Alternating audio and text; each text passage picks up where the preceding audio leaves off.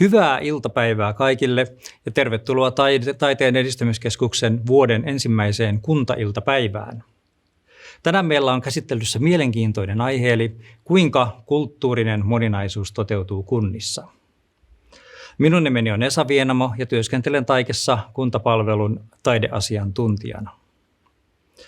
Tämä kuntailtapäivä on tuotettu yhteistyössä Taiken moninaisuuden ja liikkuvuuden kehittämisohjelman sekä Kulttuuria kaikille palvelun järjestämän moninaisuus kuntien taide- ja kulttuuritoiminnan lähtökohtana hankkeen kanssa. Päivän ohjelmassa on 3 puheenvuoroa, tai tarkemmin sanoen 3 keskustelua, 3 dialogia. Alkuun vielä pari käytännön asiaa.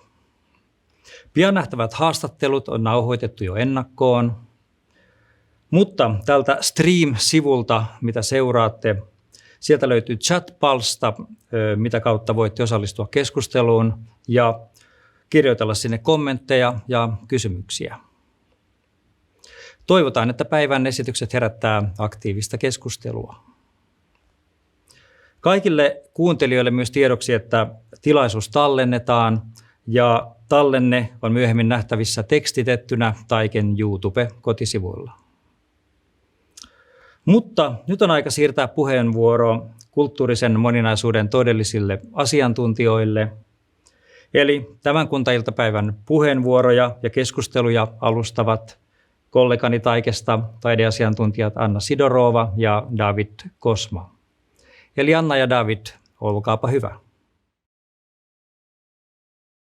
Hei, nimeni on David Kosma ja tässä mun vieressä on kollegani Anna Sidorova. Hei. Olemme yhdessä taideasiantuntijoina palkattuna Taiteen edistämiskeskuksessa kulttuurisen moninaisuuden ja liikkuvuuden kehittämisohjelmassa. Kehittämisohjelmassa edistetään moninaisuuden ymmärrystä, kulttuurien välistä vuoropuhelua, taiteilijoiden liikkuvuutta ja sen lisäksi kehitetään kansainvälisiä verkostoja painopisteenä Pohjoismaat ja Barentsin alue.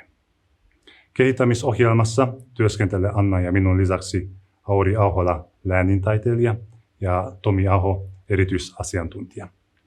Yhdessä toteutamme kulttuurin moninaisuuteen ja liikkuvuuteen liittyviä projekteja eri puolilla Suomea yhteistyössä alan toimijoiden kanssa. Projekteissa koordinoidaan verkostoja ja yhteistyötä muun muassa ulkomaalaistaustaisten taiteilijoiden, maahanmuuttajien ja erityisryhmien parissa. Ohjelmassa toteutetaan myös vuosina 2021-2027 projektia verbaalisen paradigman muutos, kulttuurinen moninaisuus, yhdenvertaisuus ja antirasismi, jonka tavoitteena on tehdä kulttuurisen moninaisuuden ja rasismin vastaisuuden teemoista läpileikkaavia ja valtavirtaistettuja suomalaisen julkishallinnon instituutioissa taiteen ja kulttuurin kentällä. Sen lisäksi järjestämme Taiken henkilöstölle ja toimikunnille koulutusta kulttuurisen moninaisuuden, yhdenvertaisuuden ja antirasismin kysymyksissä. Mutta tänään toimme yksi meidän työkalumme kulttuuridialogia, dialogikorteja itse asiassa, jota mä pyytäisin Anna sinua esittelemään sen meille. Joo, kiitos paljon David. Sellainen työkalu, dialogikorttityökalu, eli kulttuurisen moninaisuuden ja kestävän kehityksen dialogin kehittämiseen on kehitetty Taikessa yhteistyössä opetus- ja kulttuuriministeriön kanssa. Ja sen tavoitteena on antaa sellainen instrumentti käsitellä näitä teemoja eri organisaatioissa, myös kunnissa ja taide- ja kulttuuriorganisaatioissa, koska useimmiten näitä aiheita mietitään vaikeiksi aiheiksi ja niistä koetaan, että niistä on vaikea keskustella ja niitä on vaikea jotenkin ottaa käyttöön, että mitä se konkreettisesti tarkoittaa. Ja sen takia me, niin kuin sanoin, yhteistyönä opetus- ja kulttuuriministeriön kanssa, mutta sitten siellä on ollut myös laaja joukko muita asiantuntijoita eri organisaatioista, jotka auttoivat meitä kehittämään sitä.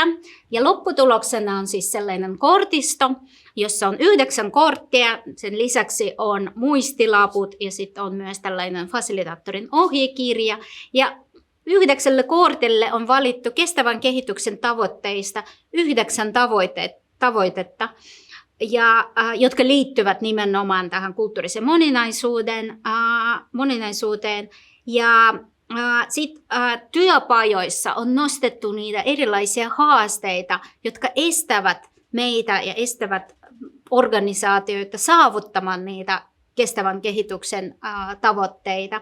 Ja niitä voi sitten työpajassa sitten yhdessä dialogissa työyhteisön sisällä, niistä voisi keskustella, että onko nämä haasteet, ne jotka ovat jo nostettu tänne, onko ne sellaisia, jotka me myös tunnistetaan omassa organisaatiossa ja mitä me voimme tehdä, jotta voisimme ensimmäisiä askelia muutoksen ottaa jo, että niitä konkreettisia toimenpiteitä mietitään jo sen työpajan aikana. Ja me tehdään tiivistä yhteistyötä myös Kulttuuri ja kaikille -palvelun kanssa, että heillä on siellä koulutettu joukko tällaisia moninaisuusagentteja. Ne ovat siis eri taustaisia kulttuuriammattilaisia, jotka saivat laaja koulutusta siitä, että mitä moninaisuus on, ja niitä myös koulutettu käyttämään niitä dialogikortteja, eli fasilitoimaan niitä konkreettisia työpajoja. Ja kaiken nettisivujen kautta voisi tilata sekä näitä dialogikortteja, eli saada maksutta niitä dialogikortteja omaan käyttöön. Ja niitä löytyy suomeksi, englanniksi ja ruotsiksi. Ruotsinnos on tulossa just lähiaikana. Ja sen lisäksi voi tilata myös sen fasilitaattorin. Eli se fasilitaattori voi myös tulla sinne paikan päälle vetämään sen työpajan sit siellä esimerkiksi omassa kunnassa, että kutsua sinne kulttuurityöntekijät vetämään niitä. Ja me ajateltiin, että työkalu on hyvä myös käyttää tässä meidän tänään kuntailtapäivässä yhtenä tällaisena esimerkkinä, että miten dialogi voi rakentaa näiden korttien ympärillä. Me pyydettiin meitä vierailijoita valitsemaan näistä korteista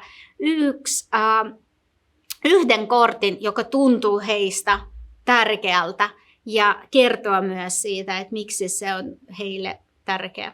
Ja ehkä meillä on jo aika siirtyä meidän ensimmäisen vierailijoihin, ja pyydän, että David kertoo, kuka on meidän ensimmäiset vierailijat. Niin. Pyysimme Arlene Taker Kulttuuri ja kaikkialle -palveluista haastattelemaan Maija Lumepurua opetus- ja kulttuuriministeriöltä. Ja tosiaan olen odottamassa innolla, minkälaisia korteja tänään nousevat esille meidän vierailijoiden keskuudessa.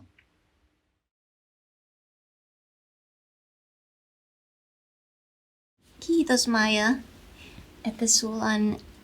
että meillä on hyvä hetki yhdessä jutella asioista. Joo, hei Arlin, tosi kiva, että päästään keskustelemaan täällä. No, ehkä ensimmäinen kysymys voimme jutella, mikä on OKM:n tavoite. Joo, mä mietin, että just kulttuuriseen moninaisuuteen ja yhdenvertaisuuteen liittyen, jos mietitään meidän tavoitteita, niin meillä on opetus- ja kulttuuriministeriössä aika tuore koko ministeriön kaikkia toimialoja koskeva strategia, joka ulottuu vuoteen 2030.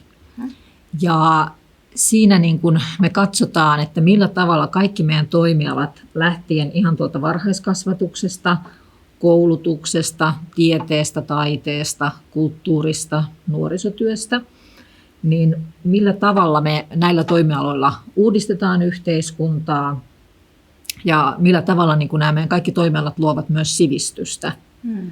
Ja tavallaan se on niin kuin tosi tärkeää, että millä tavalla meidän yhteiskunnassa uudistumiskyky pysyy hyvänä ja vastaavasti se sitten myöskin turvaa meidän panosta kestävään kehitykseen ja kaikkiin muihinkin asioihin. Ja tässä meidän strategiassa, niin siinä on ihan keskeisessä asemassa niin on sellaiset tavoitteet, jotka liittyy kaikkien kykyihin ja osaamisen turvaamiseen ja sitten myöskin siihen, että kaikilla olisi merkityksellisen elämän edellytykset yhdenvertaiset. Että nämä on sellaisia isoja kysymyksiä ja tavoitteita, joiden eteen me tehdään työtä. Ja sitten lisäksi mä tykkään tässä strategiassa siitä, että siinä annetaan semmoisia toimintalupauksia. Eli tavallaan me pyritään viemään ihan sitten meidän omaan toimintaan sitä, että millä tavalla me pystytään huolehtimaan, että tasa-arvo toteutuu, yhdenvertaisuus ja moninaisuus otetaan huomioon meidän toiminnassa. Ja sitten myöskin just se, että millä eri tavoilla me voidaan edistää sitä, että kaikkien elämä voisi olla merkityksellistä ja sisältörikasta. Se kuulostaa, että teillä on niin konkreettinen tapoja kunnille ja ihmisille, miten yhdenvertaisuus pysyy. Joo, se on myöskin ihan keskeisessä asemassa meidän viime kesänä julkaistussa toimenpideohjelmassa, joka edistää kulttuurista moninaisuutta taiteen ja kulttuurin alalla.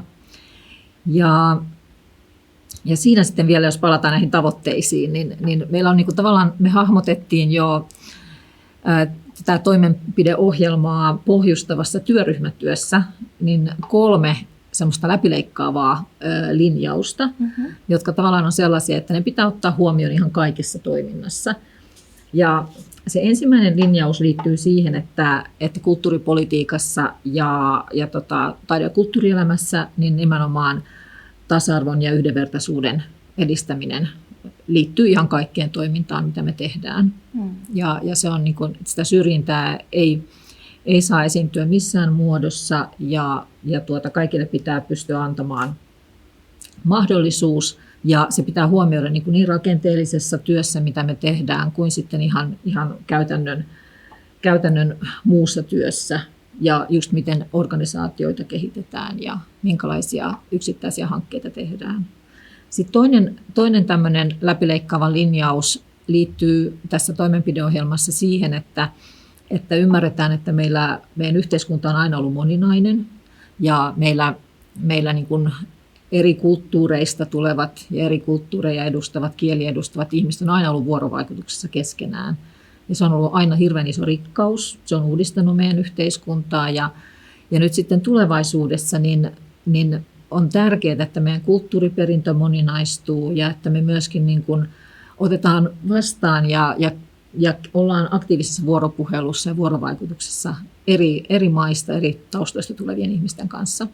Ja sitten 3. läpileikkaava linjaus liittyy siihen, että meidän kaikkien osaaminen ja sivistys on niin kuin aina ollut Suomessa tosi tärkeässä asemassa ja erityisesti vastaisuudessa on myös. Ja sitten on tärkeää huomioida, että meillä on nyt tällä hetkellä paljon ihmisiä, jotka on tullut Suomeen hyvin erilaisista maista, hyvin erilaisista kulttuureista, että myöskin niin kuin heidän osaamisensa näkyy Suomessa ja että he voivat kehittää omaa osaamistaan. Ja meillä on taiteilijoita eri maista, eri kulttuureista, mutta myöskin kulttuuripalvelujen käyttäjiä. Ja se on ihan valtavan tärkeää, että nämä kaikki huomioidaan kaikessa meidän suunnittelutyössä ja meidän taide- ja kulttuurikentällä myöskin tehtävässä työssä. Mitä voisi kertoa kuntien kulttuuri- ja kirjastopalveluista, niiden moninaisuudesta, yhdenvertaisuuden edistämisestä? Joo, kiitos. Siis voisi todeta, että kuntien kulttuuripalvelut on tosi tärkeitä ja tosi keskeisiä ja on sillä tavalla hyvä, että meillä on tuoretta lainsäädäntöä niin kuntien kulttuuritoiminnasta kuin myöskin tuorehko kirjastolaki. Ja näissä molemmissa huomioidaan niiden tavoitteissa ja niiden niin kuin lähtökohdissa jo huomioidaan kulttuurinen moninaisuus, kulttuurinen vuoropuhelu ja sitten siellä huomioidaan myöskin yhdenvertaisuus ja se, että millä tavalla ne edistää esimerkiksi meidän avointa yhteiskuntaa, demokratiaa, sananvapautta, että tavallaan jo niin kuin ihan kuntien kulttuuritoiminnassa ja kirjastotyössä niin lainsäädännön kautta on jo niin kuin vahva painotus kulttuurisen moninaisuuden ja yhdenvertaisuuden edistämiseen. Sanoisin, että tässä meidän taidekulttuuri ja moninainen Suomi toimenpideohjelmassa niin on aika yksityiskohtaisesti myöskin eritelty asioita, mitä kunnissa niin kuin, tehdään kulttuurisen moninaisuuden edistämiseksi ja myöskin niin kuin kirjastojen osalta. Ja ehkä tässä kohtaa niin mä nostaisin erityisesti esille monikielisen kirjaston, joka palvelee koko meidän maata. Ja siellä on laaja valikoima erikielisiä kirjoja. Ja se palvelee myöskin niin kuin, sieltä voi tilata niitä kirjoja. Siellä on noin yli 80 kielellä mahdollisuus tilata kirjoja. Mutta sitten meillä on myöskin monikielisen kirjaston lisäksi, niin meillä on myöskin viittomakielisten kirjasto, saamenkielinen kirjasto ja sitten saavutettavuuskirjasto Celia. Ja nämä kaikki on sellaisia, jotka niin kuin, turvaa sitä yhdenvertaisuutta myöskin sitten eri tarpeisiin. Ja opetus- ja kulttuuriministeriö tukee näiden kirjastojen toimintaa. Ja sitten toinen asia, mikä on ehkä tässä kohtaa just ajankohtaista nostaa esille, niin vuosi 2024 on monikielisyyden teemavuosi kirjastoissa. Ja se on tosi hieno asia, että se käynnistyy nyt alkuvuodesta 100-kielikuukaudella, joka on nyt 10. kerta, kun se järjestetään. Ja 100-kielikuukausi ja koko teemavuosi niin kutsuu nimenomaan suomalaisia kirjastoja mukaan tähän moninaisuustyöhön ja yhdenvertaisuustyöhön. Ja myöskin ihan tuottamaan sisältöjä ja olemaan mukana ja tekemään tunnetuksi myöskin meidän kirjastokentällä esimerkiksi monikielisen kirjaston toimintaa. Upea, että 100-kielikuukausi on jo 10 vuotta.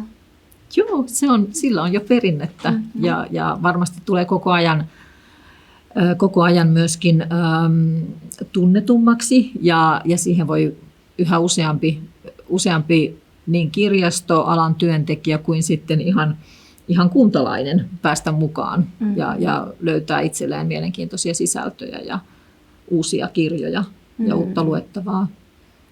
Ja opettajaa. Niin, kyllä. Ja koulut varmasti myöskin ovat semmoinen yksi hyvä kohderyhmä. Tosi tärkeää. Maija, sä valitsit tämä kortti. Rauha, oikeudenmukaisuus ja hyvä hallinto. Siis miten tämä kestävän kehityksen tavoite näkökohtat liittyvät työhösi ja unelmasi yhteiskunnasta? No joo, kyllä. Todella valitsin tämän kortin ja mä sanoisin ehkä, että ne liittyy kauhean monella eri tavalla, koska tämä kestävän kehityksen tavoite, rauha, oikeudenmukaisuus ja hyvä hallinto, niin sen tavoitteena yleisesti on nimenomaan edistää rauhanomaisia yhteiskuntia ja sitten taata kaikille pääsy oikeuspalveluiden piiriin ja rakentaa tehokkaita ja vastuullisia instituutioita ihan kaikilla tasoilla. Ja jotenkin ministeriössä niin nimenomaan nämä näkökulmat on tosi keskeisiä. Ja sitten kun mietin, että miten tämän kortin sitten teemat lähti syntymään, niin ne syntyi niin kuin hyvin aktiivisessa vuorovaikutuksessa myöskin kuntien kulttuuritoiminnan työntekijöiden kanssa, järjestöjen kanssa, vapaiden taiteilijoiden kanssa. Ja kun täällä esimerkiksi puhutaan näistä kipupisteistä ja haasteista, esimerkiksi, että moninaisuus usein esitetään ja on esillä hyvin negatiivisessa valossa, tai moniäänisyys puuttuu päätöksenteossa, tai on paljon väärää tietoa ja oletuksia. Sitten lisäksi täällä mainitaan näennäinen moninaisuus, Että sekin on semmoinen tärkeä kokonaisuus käsiteltäväksi. Ja sitten oikeuksien ja velvollisuuksien tuntemus. Ja mun mielestä tämä on niin kuin tosi tärkeää niin meille virkamiehille kuin sitten myöskin kaikille ihmisille, että Suomessa asuvat ihmiset ja kansalaiset ja tänne muuttavat ihmiset tuntee oikeutensa ja velvollisuutensa. Ja sitten tässä kortissa on aina myöskin tämä kysymysmerkki, ja tämä mahdollistaa sitten, kun korttia käytetään erilaisissa tapahtumissa, erilaisissa tilaisuuksissa, niin se mahdollistaa myöskin sen oman luovuuden esille tuomisen. Tai sen, että kun tulee aina uusia asioita, jotka tarvitsee taas käsittelyä, niin se on mahdollista, että se voidaan aina tuoda tänne mukaan. Ja mä näkisin, että näitä kortteja ja tätä korttia, tätä koko dialogikorttityökalua, niin voidaan käyttää just hyvin oman organisaation koulutustilaisuuksissa, ihan niin kuin oman henkilökunnan osaamisen lisäämisessä ja kasvattamisessa, mutta sitten myöskin voi käyttää esimerkiksi, jos lähtee kehittämään jotain uutta ohjelmasisältöä tai jotain uutta projektia, niin silloin tavallaan pääsee ikään kuin tämän työkalun avulla käsittelemään niin kestävää kehitystä kuin sitten aika tuoreita näkökulmia, mitä on nostettu näihin kipupisteisiin. Että ne on niin kuin just tällä hetkellä sellaisia asioita, mitä asiantuntijat ja niin virkamies kuin kunta kuin vapaalla kentällä on pohtinut ja nostanut tähän sitten esille. Mä arvostan paljon, että jokaisessa kortissa on iso kysymys, koska pidä etsiä ja muutos tulee sisältä. Se on ihan totta. Ja me vähän niin kuin kortteja suunnitellessa mietittiin, että on tärkeää just niin kuin se pohtiminen, että tavoitteena ei ole aina löytää nopea ratkaisu. Se ei voi olla se tavoite, koska semmoista ei välttämättä aina löydy, vaan että annetaan tilaa sille pohdinnalle, asioiden reflektoinnille ja ihan sille vähän semmoiselle hitaammalle ajattelulle, jotta sitten voidaan oikeasti vähän niin kuin uudistaa myös niitä asenteita ja ajattelutapoja. Ja mä luulen, että nämä kortit niin kuin voi kannustaa erilaisia yhteisöjä semmoiseen vähän hitaampaan ja rauhallisempaan asioiden käsittelyyn ja sisäistämiseen ja oppimiseen. Niin.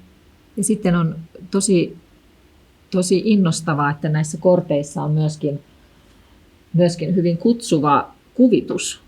Tämäkin kortti, niin tämä on vähän niin kuin pieni koru.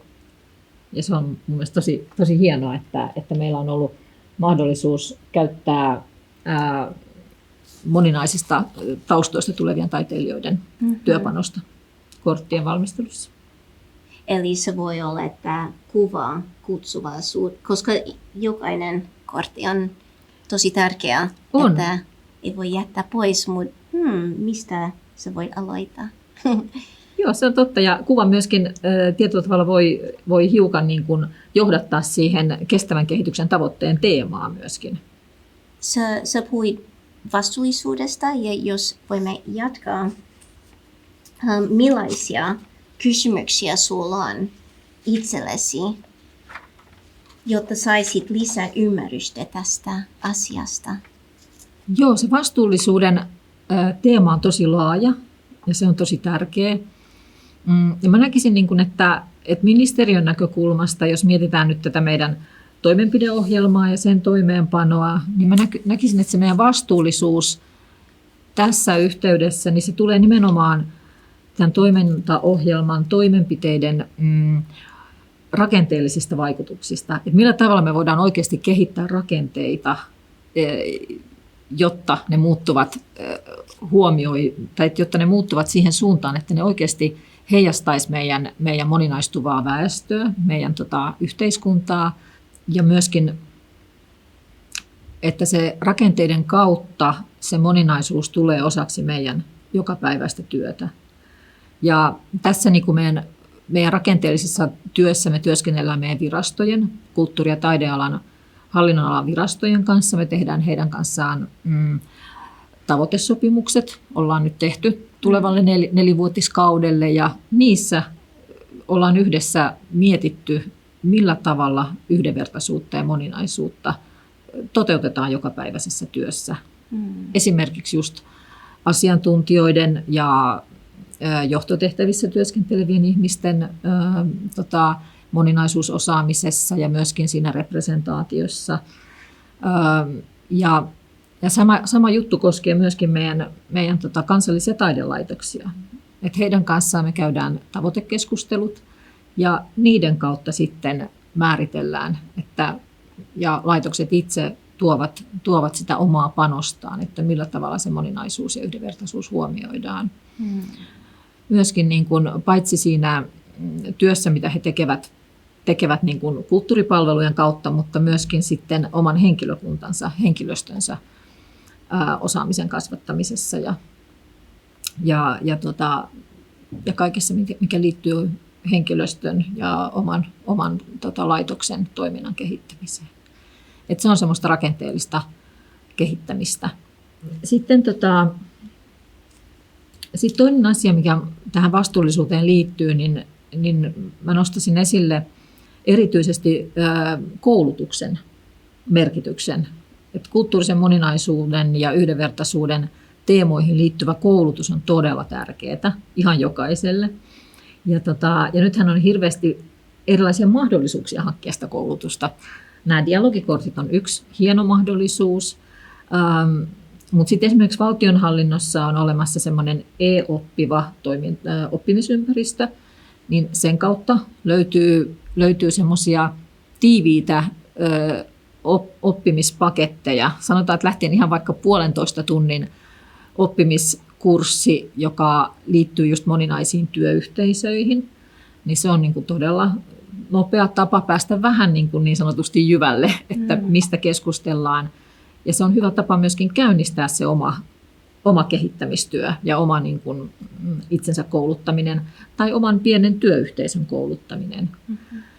Sitten on olemassa meidän koulutus yliopisto- ja ammattikorkeakoulukentällä on tämmöistä täydennyskoulutusta ja siellä on paljon mahdollisuuksia ja on olemassa kursseja, jotka keskittyy just vaikka monikulttuurisen asiantuntijuuden lisäämiseen. Ja sitä kautta on mahdollisuus nähdä, miten valtavasti me tehdään myös tutkimustyötä tällä alalla. Ehkä nyt painottuen erityisesti sosiaali- ja terveysalaan, mutta myöskin niin kuin laajemmin niistä on paljon hyötyä.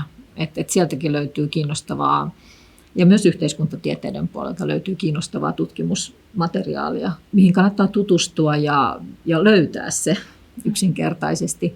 Et kolmantena mä nostaisin esille vielä tämän THL:n Terveyden ja hyvinvoinnin laitoksen tämmöisen kulttuurisen moninaisuuteen, yhdenvertaisuuteen liittyvän koulutuspaketin. Ja se muodostuu 16 15-17 minuutin mittaisesta koulutusvideosta, joissa käsitellään just kulttuurisen moninaisuuden kysymyksiä ja sitten myöskin esimerkiksi käydään ihan konkreettisesti läpi, millä tavalla voidaan tehdä antirasistista työtä ja millä tavalla organisaatioissa voidaan edistää kulttuurista moninaisuutta ja yhdenvertaisuutta. Se on oikein kiva tapa myöskin käynnistää se itsensä niin kuin kouluttaminen, mutta myöskin oman työyhteisön. Että voi yhdessäkin katsoa ja keskustella esimerkiksi vaikka viikkopalaverissa näistä teemoista. Mitä askeleita sun pitäisi ottaa, jotta saisit lisää selkeyttä ja voisit toteuttaa sen suunnitelmassasi? Mä luulen, että me ollaan vasta alussa, ja minäkin olen vasta alussa, mutta että me ollaan niin kuin mietitty ja ajateltu niin kuin näitä esimerkiksi tämän toimenpideohjelman sisältöjä niin, että me nimenomaan askel askeleelta mennään eteenpäin.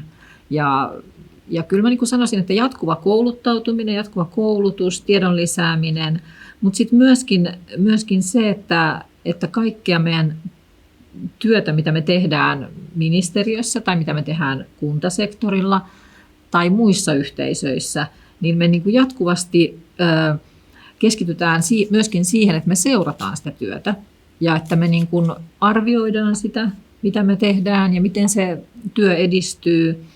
Ja sillä tavalla me pystytään niin kuin tekemään sitä tavoitteellisesti ja tuomaan se siihen arkipäivään.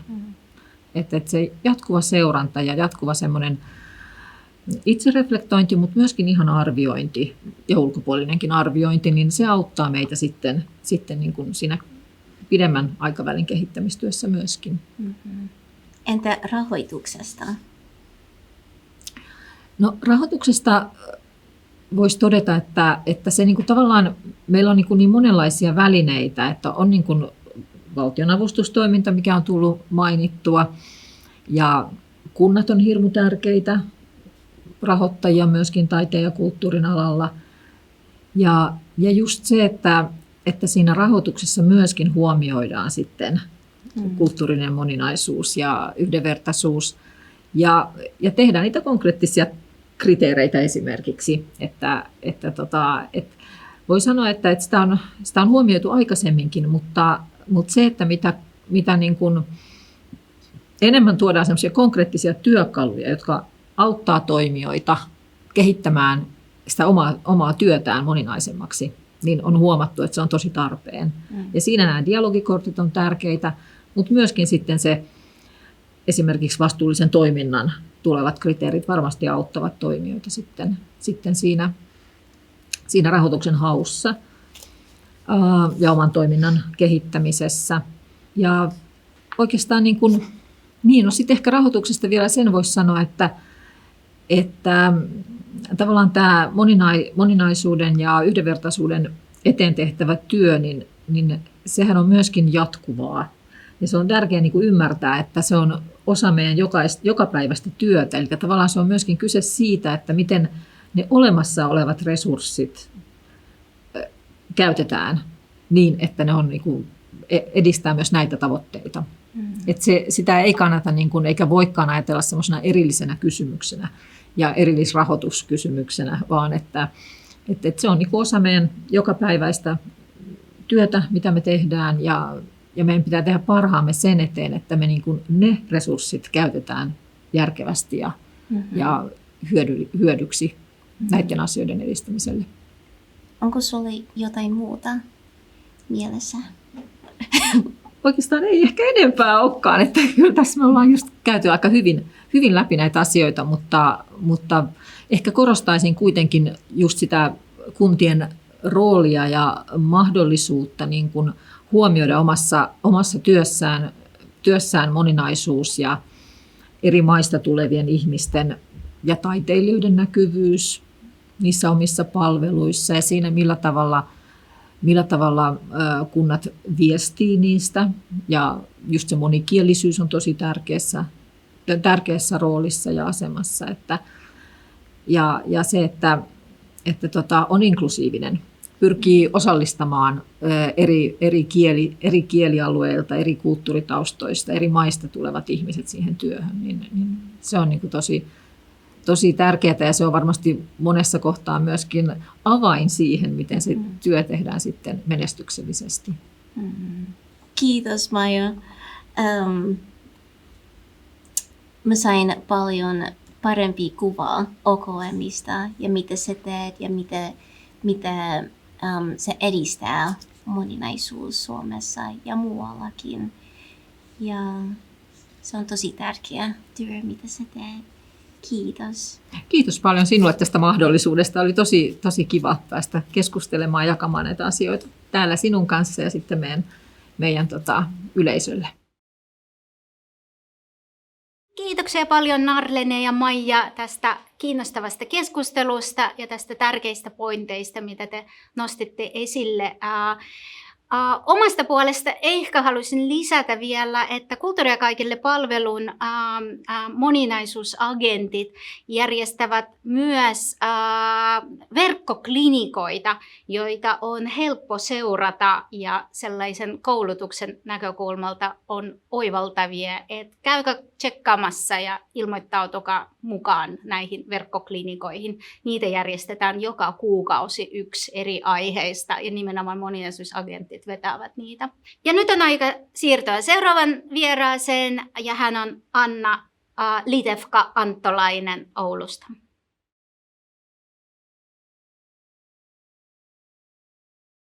Anna, mä olen tosi iloinen, että sä pääsit tänään tänne. Sinulla on aika monessa sopassa sun lusikka siellä Oulussa. Alussa mä haluaisin kysyä, että miten moninaisuus ja yhdenvertaisuus näkyy sinun työssäsi? Joo, eli sanoisin sillä tavalla, että miksi olen täällä ja kiitos erityisesti kutsusta, että voin olla täällä ja jakaa meidän kokemuksia moninaisuus- ja yhdenvertaisuustyöstä. Aloitaisin sillä tavalla, että Oulu ja 39 kuntaa on vuonna 2026 Euroopan kulttuuripääkaupunki. Ja meidän pääteema on kulttuuri-ilmastonmuutos.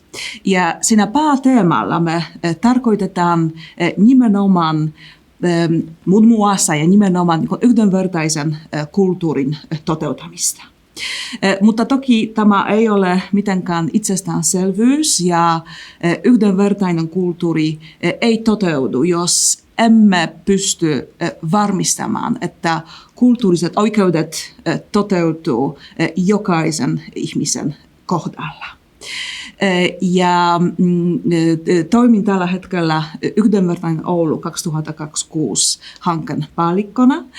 Ja meidän hankkeen tavoitteena on nimenomaan varmistaa ja olla mukana meidän yhteistyökumppaneiden kanssa kuntien, kaupunkien, kulttuurituottajien, kulttuuriohjelman toteuttajien kanssa.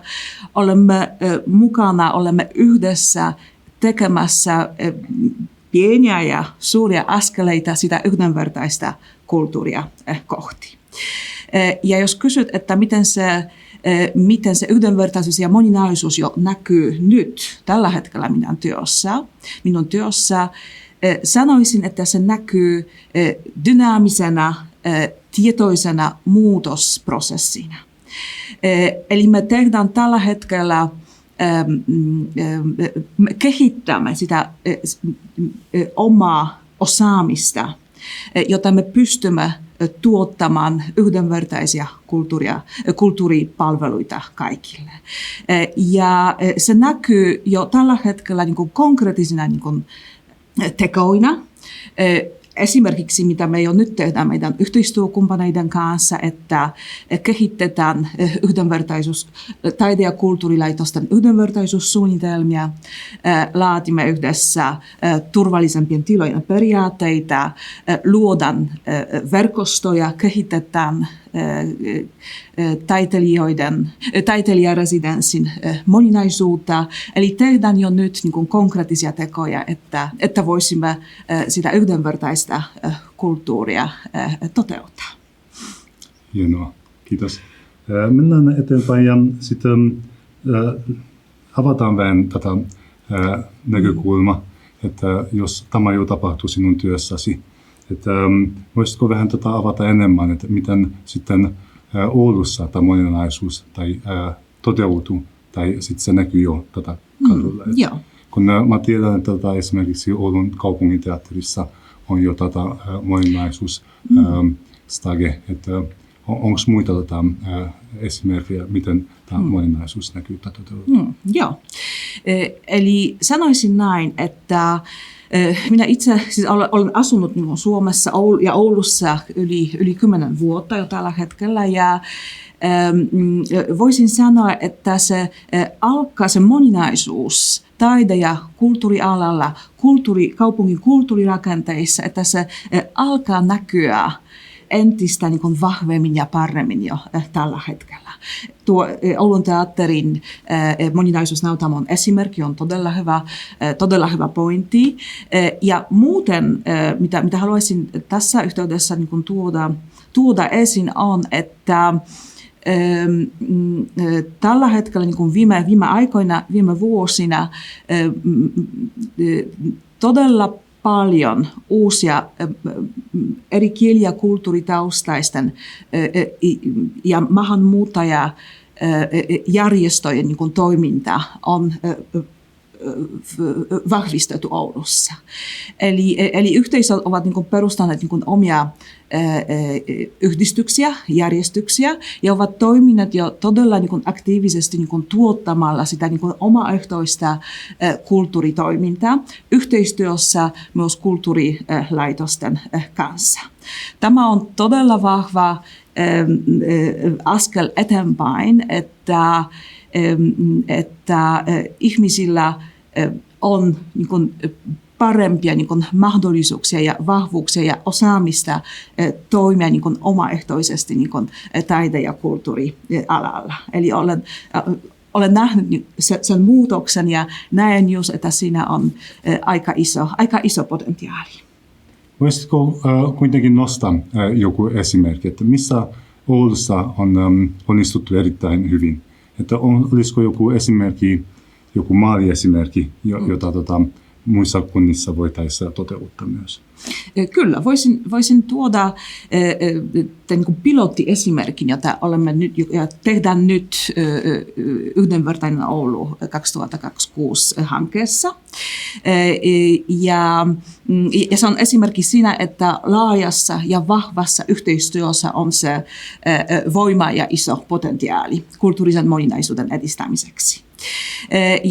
Mutta mistä tämä työ on alkanut? Eli olimme jossakin vaiheessa järjestimme Oulun kulttuurisäätiö yhteistyössä Oulun yhteisön kulttuuripalveluiden kanssa kulttuurisen moninaisuuden seminaari.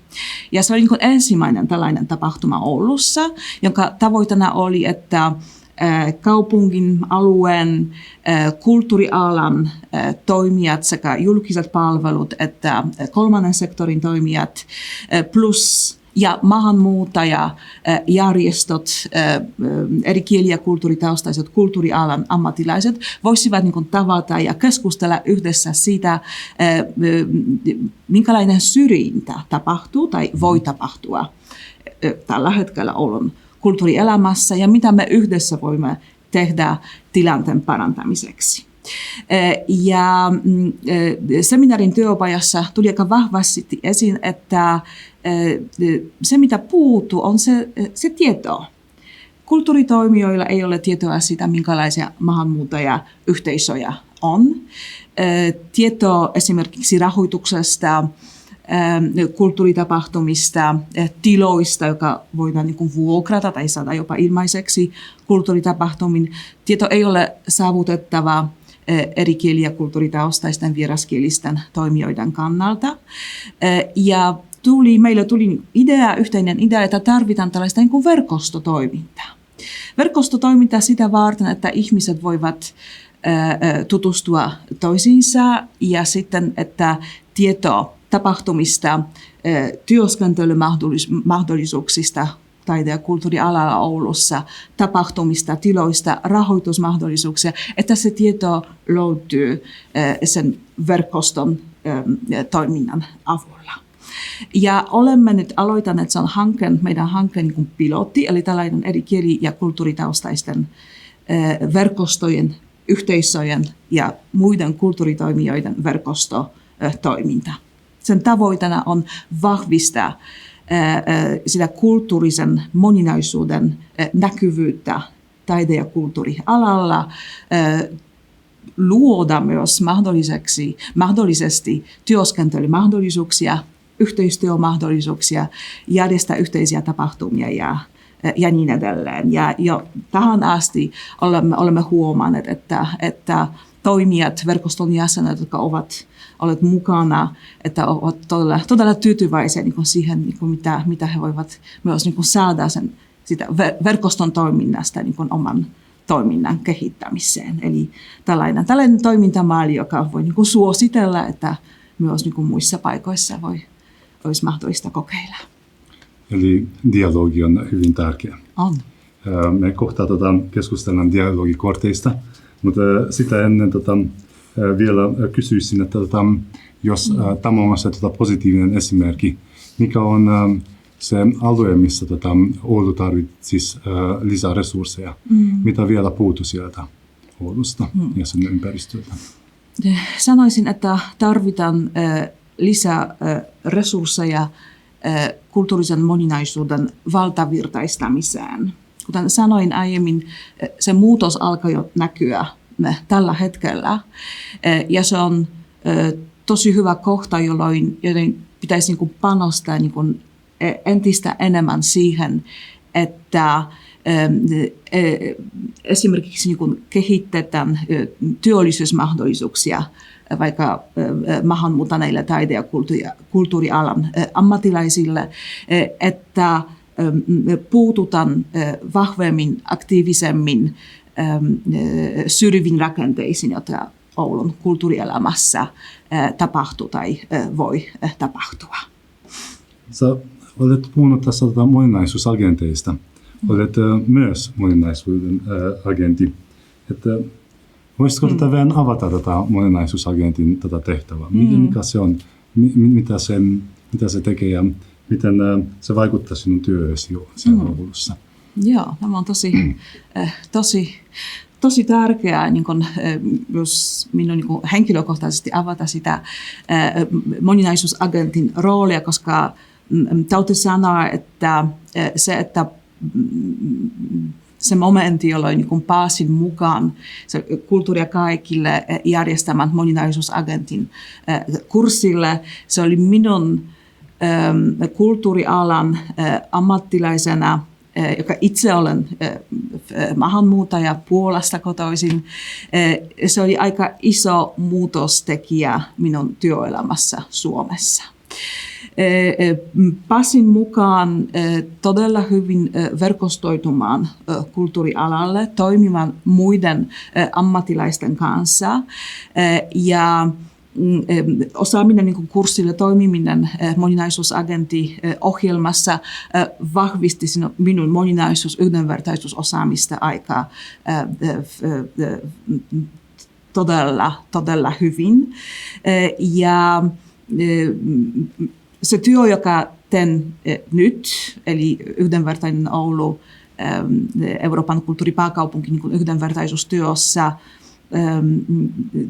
se on suoraan sitä niin kuin moninaisuusagentin työtä, joka aloitin silloin, kun pääsin Kulttuuria kaikille palvelun kurssille.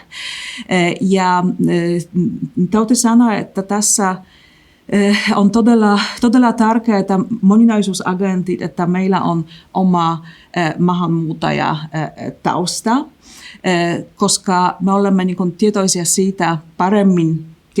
siitä niin kuin minkälaisia syrjiviä rakenteita on tai voi olla taide- ja kulttuurialalla. Ihmiset, jotka eivät koe syrjintää, silloin, jos me emme koe itse niin kuin syrjintää, meillä on todella vaikea niin kuin kuvitella, minkälaisia syrjiviä rakenteita me voimme itse niin kuin tuoda omassa vaikka organisaation tai laitosten toiminnassa. Ja tässä moninaisuusagenttikurssilla ohjelmassa näen niin kuin todella tärkeänä, että nimenomaan niin kuin ihmiset, joilla on jotka ovat tulleet niin kuin Suomeen, muuttaneet Suomen niin kuin muualta, että heidän osaaminen, heidän näkökulma, heidän myös omat kokemukset, millä tavalla me olemme niin kuin toimineet niin kuin Suomessa, millä tavalla niin kuin yritimme niin kuin päästä mukaan niin kuin oman kulttuurialan työhön. Nämä kaikki kokemukset ovat tässä roolissa niin kuin erittäin tärkeitä. Mutta mitä tämä moninaisuusagentti tekee? Että jos mä oikein ymmärsin, kunnat voi tilata moninaisuusagentteja. Kyllä, joo. Mitä kunnat saa, jos moninaisuusagentti joo, eli moninaisuusagentti voi auttaa ja olla mukana nimenomaan niin kuin kehittämässä kuntien tai organisaation sitä moninaisuus- ja yhdenvertaisuusosaamista. Kun meillä on sitä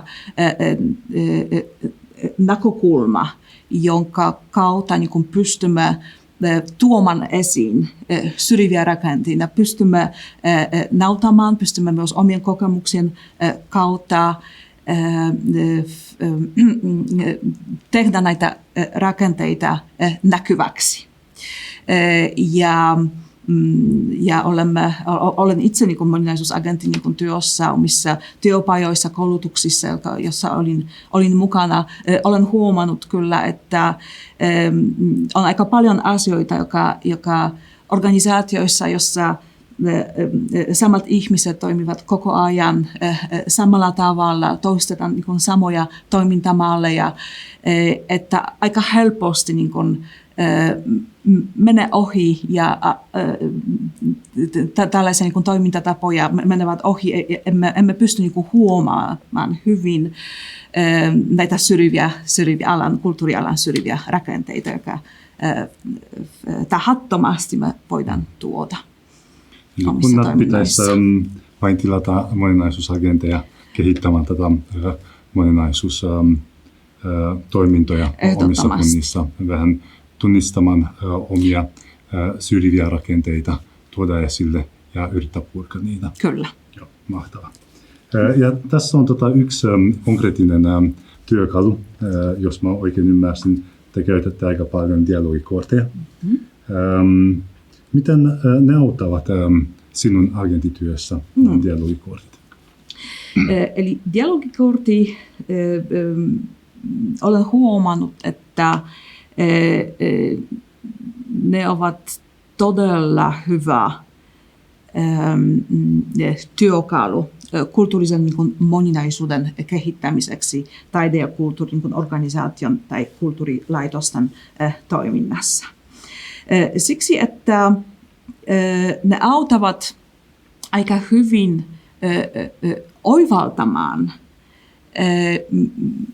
millä tavalla niin kuin kulttuurinen moninaisuus on osana kestävän kehityksen kokonaisuutta. Millä tavalla kulttuurinen moninaisuus liittyy sosiaalisen ja kulttuurisen kestävyyden kehittämiseen. Ne auttavat todella tehokkaasti niin kuin ymmärtämään, että kulttuurinen moninaisuus ei ole mitenkään jotakin ylimääräisiä, ei ole mitään sellaista, joka ehkä ei liity minun työhön, että se on niin kuin osana sitä niin kuin vastuullista taide- ja kulttuurialan organisaation toimintaa. Että se liittyy kaikenlaisen kulttuurihyvinvointiin, eriarvoisuuden vähentämiseen ja se ei ole mitenkään, sen kehittämisen ei ole mitenkään mielipidekysymys, vaan se kuuluu kulttuurialan velvollisuuteen edistää kaikille yhdenvertaisia mahdollisuuksia toimia ja osallistua kulttuurialalla. Hienoa. Meillä on täällä 9 korttia. Mikä olisi sun lempikortti näistä? Minä valitsin kestävät kaupungit ja yhteisöt kortin. Miksi? Sanoisin näin, että ensiksi kun olemme tässä Euroopan kulttuuripääkaupungin prosessissa, kehittämisessä, teemoissa, meidän visio ja sen pääteeman eli kulttuuri-ilmastonmuutoksen tulos, meidän missio ja visio on se, että Euroopan kulttuuripääkaupungin alueen kaupungit, kunnat, kaupungit, kylät, asuinalueet, yhteisöt, että siellä tapahtuu, että nämä alueet niin kuin kehittyy sen Euroopan kulttuuripääkaupungin ja taide- ja kulttuuritoiminnan myötä. On jo myös niin kuin todistettu, että kulttuuripääkaupungin prosessin on pitkäjänteistä niin kuin vaikutuksia alueen niin kuin kehittämiseen, että kulttuurihyvinvointi paranee, että infrastruktuuri kasvaa, että työllisyysmahdollisuudet myös niin kuin kasvavat, erityisesti taide- ja kulttuurialalla. Eli tässä nämä asuinalueet, mahdollisuudet toimia niin kuin omissa kaupungissa, kunnissa, kyloissa, yhteisössä on tässä myös meidän niin kuin se kulttuuri-ilmastonmuutoksen päätavoite. Tässä on 5 haastetta. asuntopolitiikka ja kaupunkisuunnittelu, alueellinen eriytyminen, kuplat, dialogin puute, moninaisuuden näkyminen ja osattomuus. Mikä on sinun mielestä isoin haaste Oulussa näistä? Ja jos sä olisit vastuussa, miten sä ratkaisisit sitä haastetta? Joo. Eli tässä sanoisin, me puhuimme jo sitä alussa, että dialogin puute oli se yksi esimerkki, missä me päästiin sitä kulttuurisen moninaisuuden seminaarista niin kuin eteenpäin, että me huomasimme, mitä me voidaan yhdessä tehdä, että me vastaamme tähän niin kuin haasteeseen. Mutta voisin tuoda vielä kerran tuo moninaisuuden näkyminen. Sanoin jo aiemmin, että se moninaisuus niin kuin alkaa jo näkyä paremmin jo tässä vaiheessa. Mutta sitten on vielä se kysymys, näkyykö se riittävästi hyvin ja sitten millä tavalla se näkyy. Olemme avoimia niin kuin kulttuuriselle moninaisuudelle vain tiettyjen teemojen niin kuin yhteydessä, esimerkiksi tiettyjen niin kuin päivien yhteydessä. Näkyykö vain kulttuurinen moninaisuus stereotyyppisenä kulttuuri-ilmaisuna?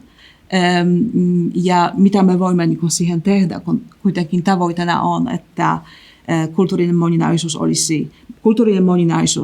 moniäänisyys, moniarvoisuus olisivat niin kuin luonnollisena, jokapäiväisenä osana kulttuuri Oulun ja muiden alueiden kulttuurielämää. Tämä on erittäin hyvä pointti.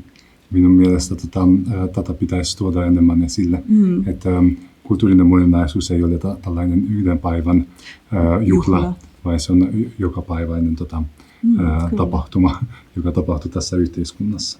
Ja kysyit sitä näistä, minkälaisia ratkaisuja me voidaan niin tähän löytää. Ja tämä on myös hyvä esimerkki sitä, miksi nämä dialogikortit ovat todella hyvä työkalu kehittämiseen, koska vastaukset löytyy kortin niin kuin toiselta puolelta.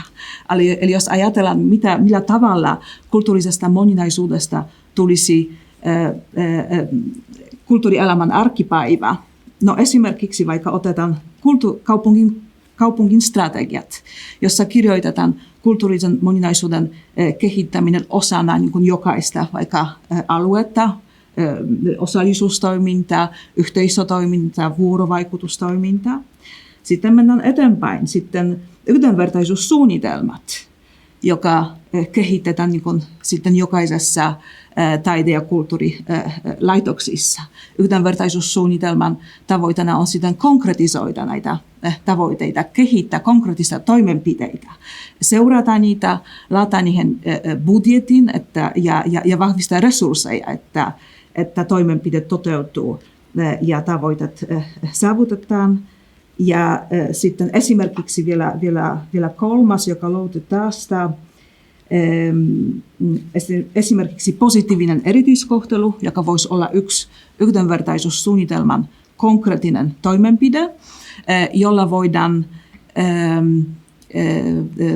luoda parempia työllisyysmahdollisuuksia vähemmistöryhmiin kuuluville taide- ja kulttuurialan ammattilaisille ja samalla kehittää, vahvistaa moninaista representaatiota taide- ja kulttuurialalla.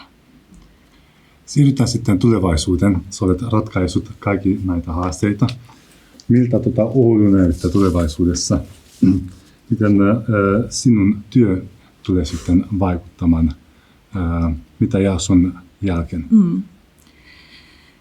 Sanoin jo aiemmin sitä Euroopan kulttuuripääkaupungin pitkäjänteisistä vaikutuksista, että nämä työn tulokset niin kuin jäävät sitten niin kuin alueella aika pitkään. Ja se, mihin Yhdenvertainen Oulu 2026 niin kuin erityisesti, mihin me haluamme panostaa ja vaikuttaa, on näiden syrjivien rakenteiden purkamiseen. Olen aika paljon meidän niin kuin koulutuksissa, työpajoissa puhutaan siitä, että rakenteet niin kuin kuulostavat niin kuin vaikealta, että jossakin niin kuin pienissä organisaatiossa tulee kysymys, no miten me voidaan niin kuin vaikuttaa rakenteisiin, että se on jotakin niin kuin meistä riippumatta, mutta todellisuus on, että me luodaan rakenteita. Jokainen hanke, joka me luodaan, rekrytointikartannot, kulttuuriohjelma, joka luodaan, valinta, joka tehdään, ketkä kutsutaan vaikka yhteistyöhön, meidän niin kuin normeissa, asenteissa, työkautannoissa, työkulttuurissa, nämä ovat rakenteet ja meillä on aika vahva niin kuin mahdollisuus muuta näitä rakenteita. On myös niin kuin tiedossa, että rakenteellisen niin kuin syrjinnän purkamisessa asenne on nimenomaan se merkittävin tekijä. Ja kulttuuri-ilmastonmuutoksella tarkoitetaan myös asennemuutosta. Siihen me haluamme vaikuttaa. Haluamme vaikuttaa, että tulevaisuudessa meillä on osaamista, tunnistaa ja puuttua rakenteellisen syrjintään. Tätä työtä Yhdenvertainen Oulu 2026 tekee jo nyt, eli se kulttuuri-ilmastonmuutos on jo alkanut. Mahtavaa. Kiitos paljon, Anna. Kiitos. Varmasti tästä on tullut niin paljon informaatiota, että ihmiset haluavat tietää enemmän. Voiko he olla yhteydessä sinun? Ehdottomasti ja tervetuloa kaikki yhteistyöhön. Varmasti me jaetaan sun yhteystiedot chatissa tai jotain, ja sitten saa myös kysyä. Kiitos paljon, Anna. Kiitos oikein paljon.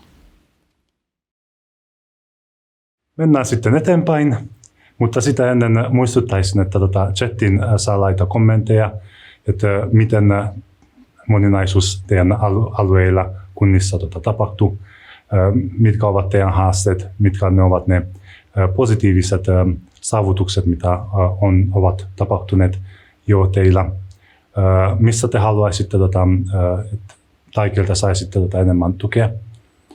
Mutta kommentit ihan rohkeasti sinne myös meidän vieraille saa laittaa kysymyksiä. Mutta mennään nyt eteenpäin ja seuraavaksi on Tomi Purovaara, Kotkan kaupungin kulttuurijohtaja, keskustelee Annan kanssa.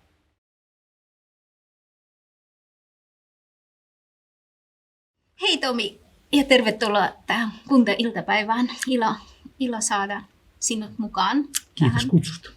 Joo, aloitetaan ehkä siitä, että miten kauan sä oot nyt ollut Kotkassa kulttuurijohtajana ja mitä sun tehtäviisi kuuluu? Joo, jos aloitan vähän kauempaa vielä, nimittäin huomasin, että tämä on nyt alkava vuosi, on 36. vuosi kulttuurialalla töissä eri hommissa ja nyt on 4,5 vuotta ollut Kotkassa kulttuurijohtajana ja mä oon niin vastuualueen johtaja, mikä tarkoittaa, että mulla on alaisuudessa on kaupungin kirjasto, sitten on Kymenlaakson museo, joka on tämmöinen kaupungin museo tai aluevastuumuseo ja sitten kulttuuri- ja tapahtumapalveluiden yksikkö. Ja vastuulla on sitten talous ja hallinto ja kehittäminen ja näin poispäin. Ja sen lisäksi mä oon sitten noissa eri kaupungin suurimmissa kulttuuriorganisaatioissa hallituksessa sitten kaupungin edustajana, kaupunginteatteri ja Kymi-sinfonietta ja sitten tällaisia asioita. Eli aika laaja toimikuva. Kaikenlaista. Mutta kun meidän teema on nyt kulttuurinen moninaisuus ja moninaisuus ylipäänsä, että miten moninaisuus näkyy Kotkassa? Joo, Kotkassa on noin 50 000 asukasta. Ja katselin vähän tilastoja, niin kotkalaisista 30%, eli 1/3 on eläkeikäisiä. Eli se on niin kuin vanhenevan väestön kaupunki. Mutta sitten maahanmuuttajia tai vieraskielisiä ulkomaalaistaustaisia on noin 5 000, eli 10% väestöstä. Ja siitä väestöstä sitten 20% on päiväkoti- tai kouluikäisiä. Eli tämmöinen moninaisuus näkyy niin kuin myös tämän ikärakenteen kautta, mikä on hyvä asia tämmöiselle vanhenevalle kaupungille. Ja sitten toisaalta kielivähemmistöistä suurin on venäjänkieliset, lähes puolet tästä 5 000 ja ukrainan kieliset on nyt tullut kakkoseksi tässä tietyistä syistä.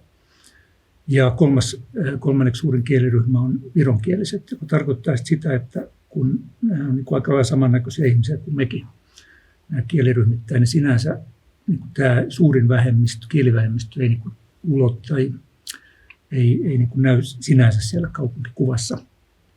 Mut jos puhutaan siitä, niin, että se on tieto, joka on, sä sanoit, että jonkun verran näkyy siellä kaupunkikuvassa siitä, niitä ihmisiä, miten taas niin kuin kulttuuripalveluissa, tai muuten palveluissa, näkyykö ne museoissa, kirjastoissa, teattereissa? Mä tein tästä vähän taustatutkimusta eilen ja juttelin kirjasto- ja museotoimen kanssa. Kirjastossa mennään aika niin kuin hyvin suhteessa siihen tuo ryhmiin, eli löytyy kaikilla meidän vähemmistökielillä kirjallisuutta ja lehtiä, aineistoja ja myöskin sitten eri sukupuoli-identiteettien toimintaan tai asioihin liittyvää kirjallisuutta paljonkin. Ja sitten museotoimen osalta niin siellä on koulutettu ihmisiä esimerkiksi niin kuin kuvatulkkauksen osalta. Sitten on sateenkaaripolkutoimintaa ja mikä se oli, We Speak Gay, tämmöistä toimintaa. Eli siellä on hyvin niin kuin otettu huomioon erilaisia väestöryhmiä. Samoin erilainen saavutettavuus ja esimerkiksi niin kuin liikuntavammaisille tai muille vähemmistöryhmille niin on otettu huomioon. Ja kaupunki jakaa myös avustuksia sitten aika hyvin niin kuin eri vaikkapa kielivähemmistöille. Ja sitä kautta ollaan tukemassa sitten erilaisia toimijoita. Ja toisin kuin sanotaan, joissakin kaupungeissa ei ehkä kaupunki anna niin selkeää tukea niin kuin Pride-toiminnalle kuin Kotkassa. Eli Kotka Pride on myös yksi suurimpia kohdeavustusten saajia ja muutenkin kaupunki haluaa tukea tällaista moninaisuustoimintaa. Että kyllä meillä niin kuin otetaan paljon huomioon näitä asioita. Ja se on erittäin hyvä tietysti, että noin erilaisia ryhmiä otetaan huomioon, mutta mitä tietoa puuttuu? Mitä tietoa sä haluaisit lisää tästä moninaisuudesta? Joo. Mitä sä voisit ehkä hyödyntää, jos sulla olisi enemmän tietoa siitä? No itse olen ollut tässä 10 vuotta nyt näissä niin kuin, lähinnä niin kulttuurisen moninaisuuteen liittyvissä asioissa hereillä. Ja töissäkin aikaisemmin näissä organisaatioissa, niin se puoli on niin kuin, koen, että on aika paljon tietoa siitä ja verkostoja ja näin poispäin, mutta jos mä ajattelen oman yksikköni henkilökuntaa, että saataisiin semmoista laajempaa näkymää näihin erityisryhmiin, koska siitä omasta ymmärryksestään se työn niin kuin kehittäminen ja uudelleen organisoiminen lähtee. Mutta me tehdään hyvin paljon yhteistyötä esimerkiksi niin kuin kaupungin maahanmuuttopalvelujen kanssa ja seurakunnan kanssa, joka tekee myös tämmöistä kulttuurisen moninaisuuden työtä. Ja sitten meillä on paljon virkeitä järjestöjä ja yhdistyksiä,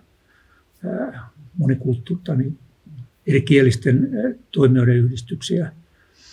Sitten meillä on tämmöinen monikulttuurinen toimintakeskus Mylly, joka järjestää erilaista toimintaa eri taustaisille ihmisille, ja teen hyvin paljon yhteistyötä näiden eri toimijoiden kanssa. Että kyllä se, että niin kuin paikallisesti saa kyllä hyvin tietoa. Ja yritän seurata myös sitä valtakunnallisesti kehittymistä. Ja oli kiva kuulla Maijan terveisiä ministeriöstä, ja sielläkin tapahtuu paljon. Sä kerroit, että sä oot ollut jo aikaisemmin eri taustaisten ja moninaisten taiteilijoiden ja taide- ja kulttuurihankkeiden kanssa tekemisissä aiemmin ennen kuin siirtynyt Kotkaan. Miten sitten Kotkaan, kun sä oot tullut sinne ja varmaan mä uskon, että yrittänyt sieltä kehittää jotain hankkeita siihen suhteen. Mitä on onnistunut? Nyt kuitenkin on 4,5 vuotta, että mistä voit olla sellaista kertoa, että toi on ollut? No oli suuret ajatukset. Mä tulin elokuussa 2019 ja sitten ei mennyt kuin puoli vuotta, niin alkoi 2-vuotinen koronakausi. Ja siinä sitten ne isot suunnitelmat, joko ne niinku, piti ajatella uudestaan tai sitten ne unohtui kokonaan tuossa 2 vuodessa. Ja nyt oikeastaan vasta koronakauden jälkeen on vähän niin kuin päässyt taas jälkeelle tässäkin asiassa. Mutta jotain on tehty. Esimerkiksi perustettiin tämmöinen Kotka International Film Festival. Taisi olla 2020. Pari vuotta tehtiin sitä virtuaalisesti tai verkossa. Ja nyt viime vuoden aikana sitten tämän festivaalin nimeksi vaihdettiin Kotka Human Rights Film Festival ja yhä tarkemmin sitten ihmisoikeusasiat ja tämmöinen moninaisuus, rasismin vastaisuus ja nämä, niin on tämän elokuvafestivaalin kautta meillä profiilissa. Ja monenlaisia pienempiä toimia on sitten tehty. Esimerkiksi kun tämä Ukrainan sota alkoi, tehtiin läpi tämmöinen operaatio Rauhankukka, jossa sitten kuntalaisia osallistettiin erilaisiin toimiin yhdessä Kotkassa asuvien ukrainalaisten kanssa niin kuin solidaarisuusmielessä. Tähän toimintaan silloin 2020 alussa olin jo tehnyt tällaisen prosessin, missä uusittiin Kotkan kulttuuriohjelma, kaupungin kulttuuriohjelma. Ja siinä sitten osallistettiin myös keskusteluissa ja erilaisissa kyselyissä myös eri taustaisia ja eri vähemmistöryhmien edustajia. Ja saatiin sitä kautta aineistoa siihen kulttuuriohjelmaan, että tällaisia asioita. Ja oli mulla jotain muutakin mielessä, mutta unohdin ne jo. Ehkä vielä sen verran, että on ollut täällä Helsingissä sitten aktiivisesti mukana niin kuin eri taustaisten teatterintekijöiden organisaatiossa ja hankkeessa. Ja sitä kautta yritin tuoda sitä ajattelua tuonne Kotkaan myöskin. Esimerkiksi tällaisia juttuja. Mutta varmaan on matkalla ollut myös jotain, mitä ei onnistunut tai jotain haasteita, mitä nousi sieltä. Voisitko vähän niistä kertoa? No se oikeastaan aika paljon kiteytyy siihen, kun mä tulin Helsingistä ja sitten menin Kotkaan, joka on toki itselleni tuttu kaupunki lapsuudestakin jo, mutta en ihan havainnut sitä, että mikä se suuri ero on esimerkiksi tässä moninaisuudessa. On se, että kun on pienempi kaupunki, niin siellä ne toimijaryhmät on pienempiä ja tavallaan se ajattelu on toisenlaista. Esimerkiksi pääkaupunkiseudulla, missä on paljon enemmän niin moninaisuutta ja siihen liittyvää toimintaa ja kysymyksiä ajateltu. Ja tuotiin sitten Helsingistä semmoinen oikein hieno street- ja hip-hop-tanssiryhmä tekemään työpajoja esimerkiksi vastaanottokeskusten nuorille ja myöskin ehkä maahanmuuttajataustaisille nuorille. Ja siinä oli hyvä kampanja ja viestintää ja muuta, mutta se ei ollenkaan ottanut tulta. Siinä olisi ollut tosi hieno tarjonta ja näin, mutta siinä ei kohdannut se kutsu tavallaan sitä oikeaa kohderyhmää ja mietin silloin just jotenkin tajusin sen, että pitää ottaa enemmän huomiota se, missä kontekstissa toimitaan. Että se vanha sanonta, että kannettu vesi ei pysy kaivossa, niin se on nyt vähän suunnannut omaa toimintaa siihen, että pitää lähteä siitä todellisuudesta, missä itse elää ja niiden ihmisten kanssa tehdä töitä, jotka siellä asuu ja toimii ja sitten vähitellen ehkä tuoda siihen uusia ajatuksia. Se on semmoinen omaa ymmärrystä lisäävä prosessi myöskin. Ja siinä epäonnistumisessa sitten tavallaan nousi sitten näitä tavallaan uusia ajatuksia itselleen, että miten sitä työtä pitäisi tehdä jatkossa. No mitäs sitten seuraavaksi? Että miten te nyt, jos nyt on vuosi on alkanut, että minkälaisia suunnitelmia teillä on tulevaisuuteen ja ehkä jo konkreettisesti tähän vuoteen, että mitä te aiotte? Joo. No nyt on just buukannut helmikuulle tämmöisen moninaisuusagenttien työpajan meidän yksikön koko henkilöstölle ja myös kirjastosta ja museotoimista tulee väkeä tämmöinen päivän sessio, missä näihin asioihin pureudutaan ja itse olen ottanut nyt tämän moninaisuuden tämän vuoden pääteemaksi meidän yksikössä, eli kulttuuri- ja tapahtumapalveluiden yksikössä. Ja tarkoituksena on eri tavoin sitten koulutuksen kautta suunnata toimintaa uudestaan. Ja toinen asia, mikä linkittyy tähän, on kulttuurihyvinvointitoiminta Kotkassa, joka on ollut niin kuin jo useamman vuoden vähän niin kuin takaraivossa, mutta nyt meillä on siitä maaliskuun lopulla tämmöinen samanlainen koulutuspäivä.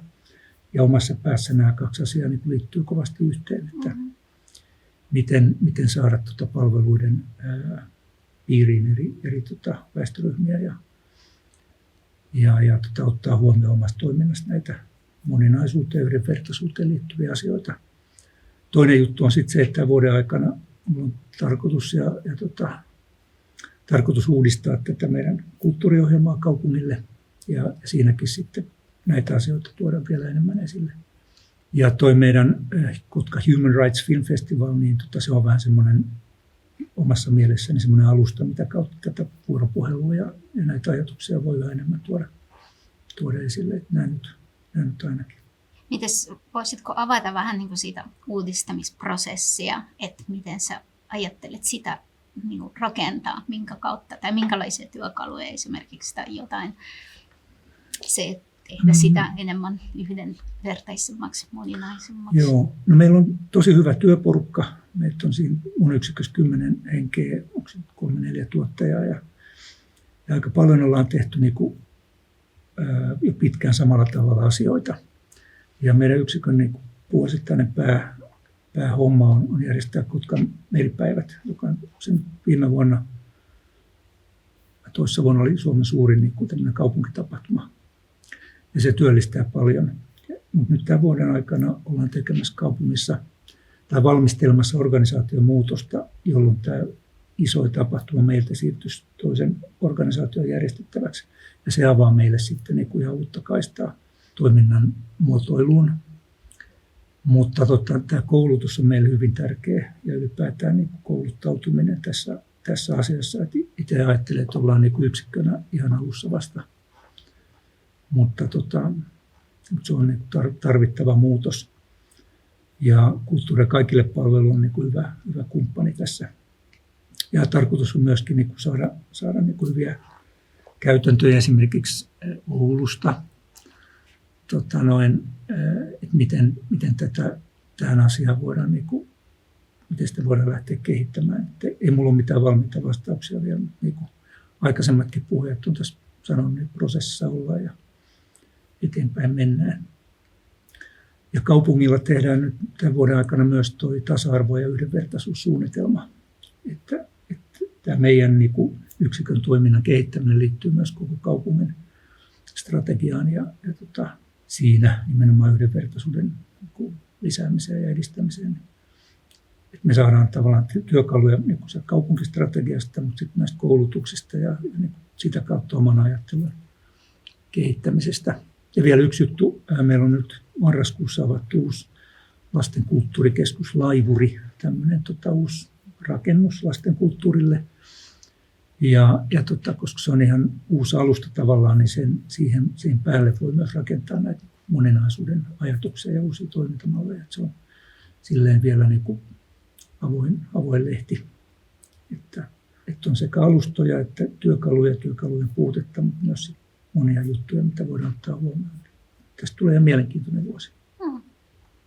Me täällä vieraiden kanssa aina tehdään myös tällainen tehtävä, eli otetaan noin dialogikorttityökalu käyttöön ja pyydetään aina vierasta valita yksi kortti näistä tavoitteista. Siinä on kestävän kehityksen tavoitteet, ne jotka ovat, niin koet tärkeäksi, minkälaisen kortin sä valitsit ja miksi?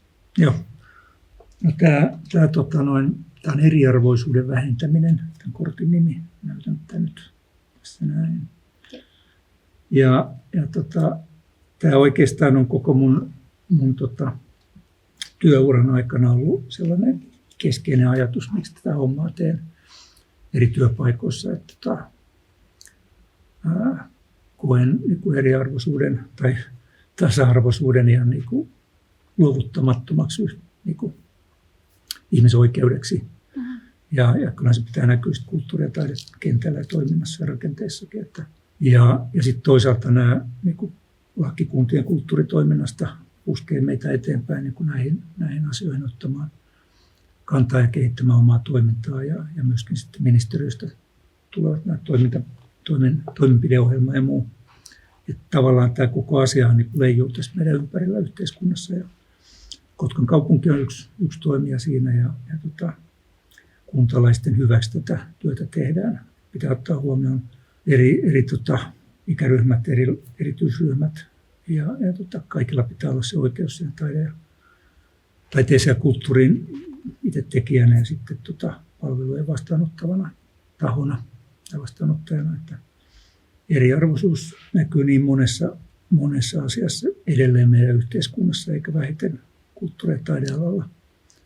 Taiteen alakohtaisesti asiat on hyvin eri tasolla myöskin. Että siinä mielessä seuraa myös valtakunnallista keskustelua niin taidekentästä. Että tiedän, että paljon olisi kirveellä töitä vielä tässä asiassa.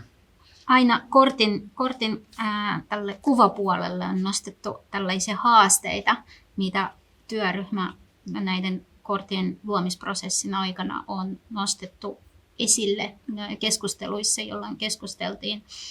Tunnistatko näitä haasteita myös Kotkassa? Mä luen niitä. Rakenteellinen syrjintä, kotoutumiseen ei painosteta riittävästi, positiivisen erityiskohtelun puute, sosioekonomiset erot tai vanhentuneen normit.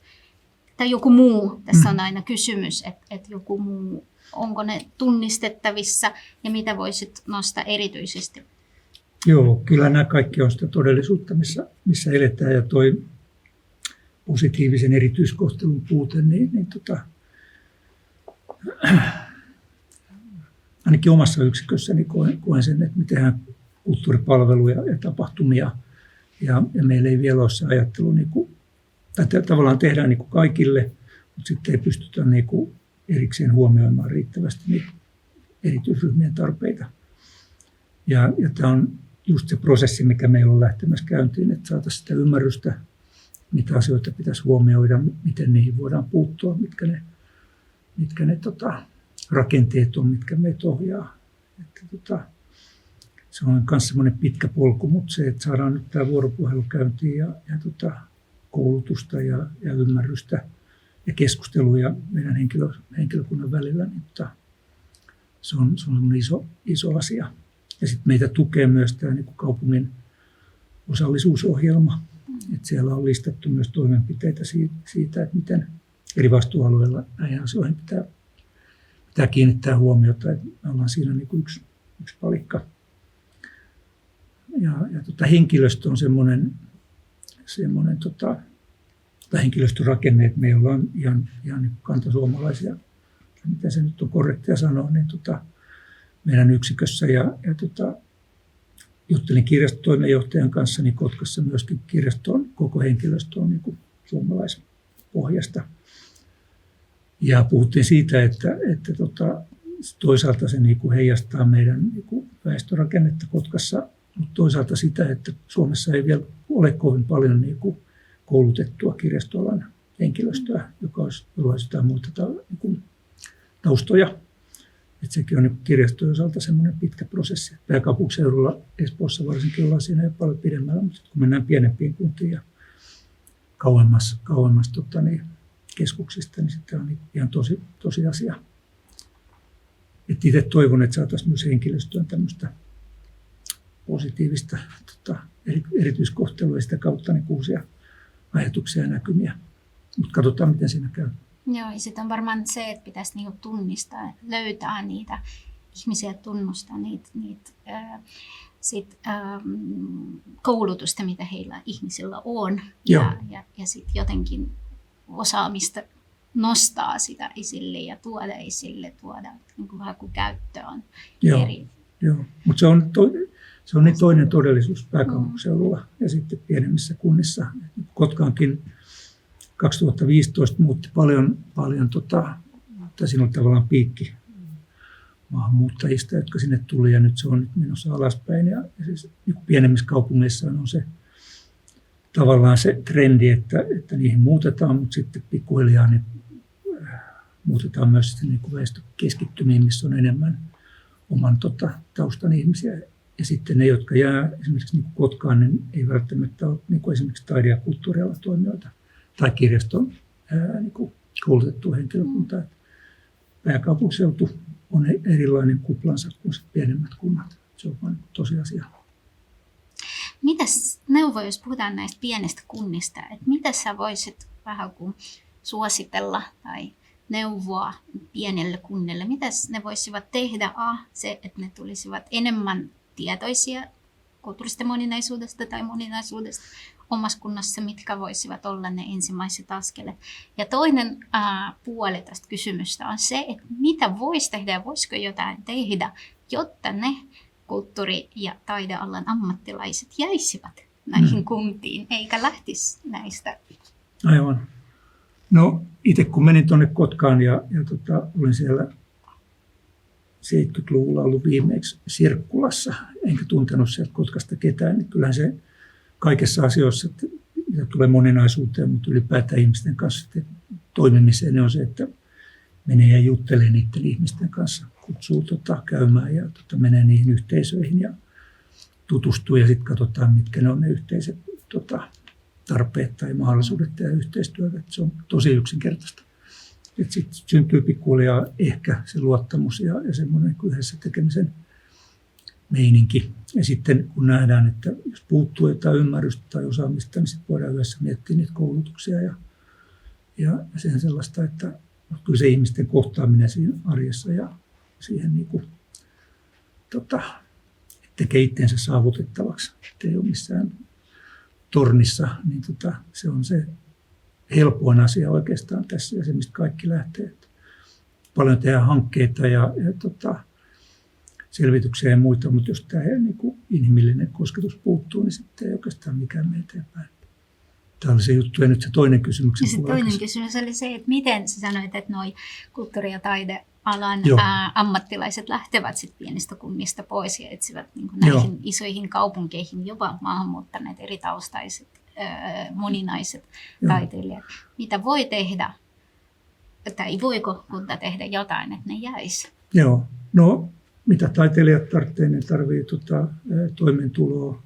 Onko se sitten avustuksia, apurahoja tai työmahdollisuuksia esimerkiksi vaikkapa niin kuin projektitaiteilijoita, kesätaiteilijoita, jotain yhteisötaideprojekteja, mitä kunta voi perustaa. Sitten toimintatilat, että Kotkassa on aika hienosti järjestetty niin kuin se, että miten voidaan taiteilijoille tarjota työtiloja. Ja itse nyt siellä on semmoinen 100 vuotta vanha sairaalakeskus, josta on nyt valmistelemassa Kotkan luovien ja hyvinvointialueen keskusta, mikä sitten mahdollistaisi residenssitoiminnan ja ylipäätään niin kuin taiteilijoille työtilojen tarjoamisen ja sitten niin kuin hyvinvointipalvelujen ja taidetoimijoiden yhteistyön, että se tavallaan avaisi sitä työllistymisen mahdollisuuksia laajemmin taiteilijoille. Mutta kaikki usein kertyy siihen rahaan.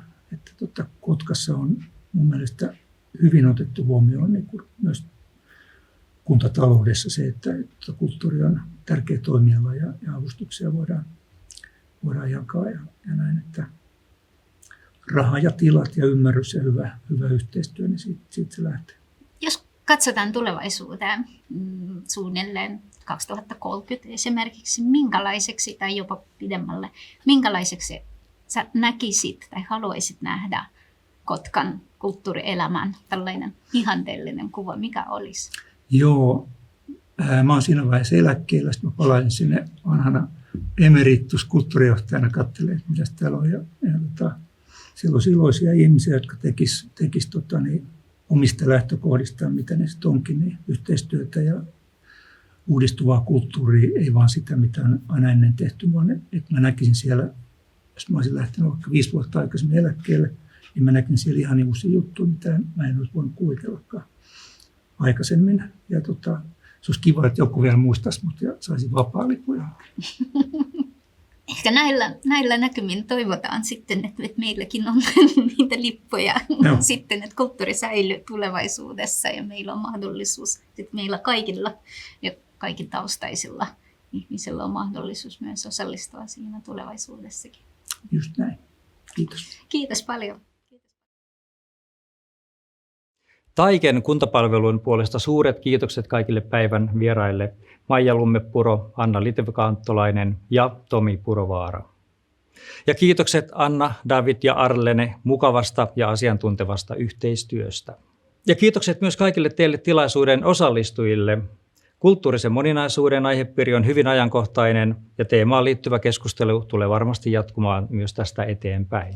Tämän kevään 2024 toinen kuntailtapäivä on tulossa maaliskuun lopulla, eli tiistaina 26. päivä maaliskuuta kello 14. Luvassa on teema, joka varmaan myös kiinnostaa monia. Eli teemana on parhaimmillaan työn alla oleva opetus- ja kulttuuriministeriön kulttuuripoliittinen selonteko. Tervetuloa mukaan myös maaliskuussa. Kiitokset.